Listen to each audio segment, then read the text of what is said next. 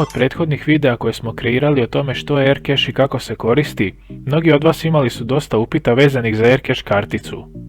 Iz tog razloga sam odlučio kreirati jedan kratki video kojim ću detaljnije objasniti gdje je nabaviti i na kojim se mjestima ona može koristiti. Ono što možda već znate je da se može kupiti na raznim prodajnim mjestima u Hrvatskoj, a najpopularnija solucija su kiosci Tiska, Konzum ili INA. Također možete je naručiti i online putem popularne stranice Amazon.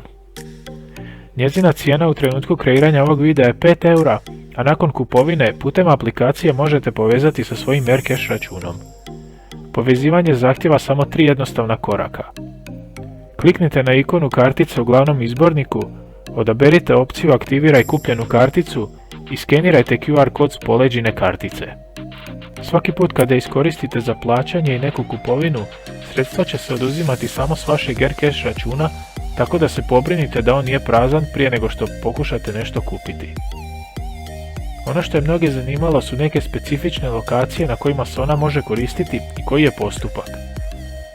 Postupak je identičan korištenju bilo koje druge kartice, jer AirCache kartica je zapravo Mastercard kartica. Taj postupak uključuje upisivanje broja kartice s njezine prednje strane, kao i troznamenkastog koda sa stražnje. Kod kupovine vjerojatno ćete još morati unijeti i svoje ime i prezime, a zatim će kupovina biti uspješno obavljena. Što se tiče toga gdje je možete koristiti, bit ćete možda iznenađeni kada kažem svuda.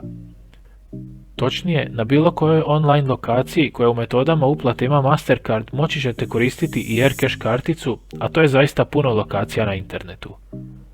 Također, podići novac s AirCache kartice možete na bilo kojem bankomatu u Hrvatskoj, tako da vam je i taj dio znatno olakšan.